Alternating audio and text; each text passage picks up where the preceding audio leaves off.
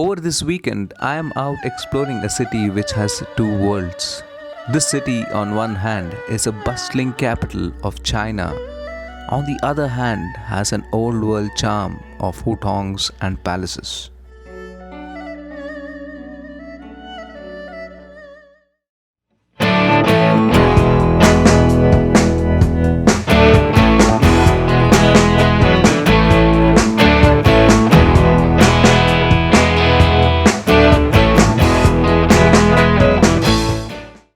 Today we are out exploring Beijing, capital of China. Beijing has around 7 places which has been listed by the UNESCO as a World Heritage Site. I'm really looking forward to visit all these places around Beijing and make most of my time over here. First, we are going to visit the Tiananmen Square, which is one of the largest city squares in the world. Then we'll visit the imperial palaces of the Forbidden City and the Summer Palace. Thanks a lot for joining. The first of many places I visited was Tiananmen Square. The locals call it Chairman Square. Here I saw a portrait of Chairman Mao Zedong. This city square is definitely among the top 10 largest city squares in the world.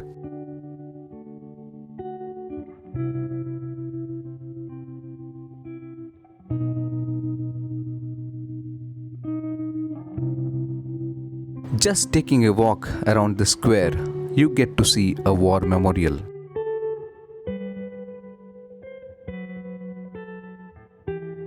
Here, there is also a memorial dedicated to Mao Zedong.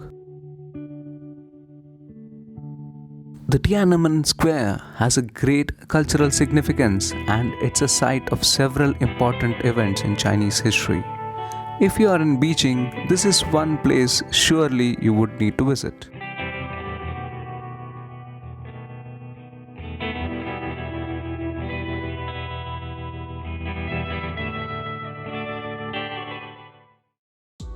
Just near to the Tiananmen Square is the beautiful Palace Museum. Palace Museum, also known as a Forbidden City, is a palace complex and is a former Chinese imperial palace of Ming dynasty. It remained the seat of power till 1912, which was the end of rule of Qing dynasty.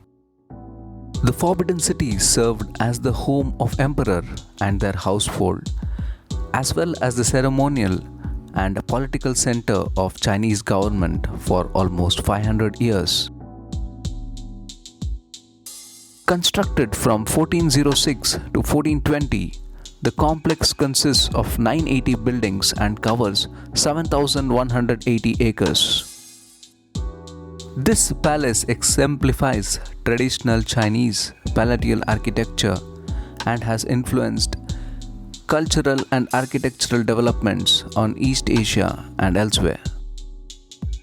Forbidden City was declared a World Heritage Site by UNESCO as the largest collection of preserved ancient wooden structures in the world.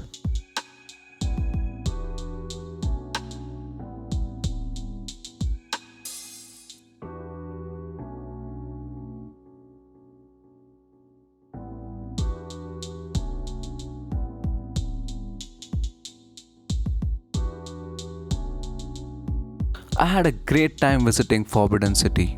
It's one of the must-visit places when you're in Beijing. After visiting the Forbidden City, I headed to another palace called Summer Palace. Summer Palace is a vast ensemble of lakes, gardens, and palaces in Beijing. It was an imperial garden in the Qing dynasty, mainly dominated by Longevity Hill and Kunming Lake.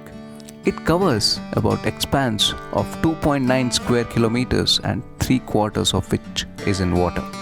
The origins of Summer Palace dates back to the Jurchen-led Jin dynasty in 1153 AD. It was when the king moved his empire from Huning to Yanjing, which is the present-day Beijing.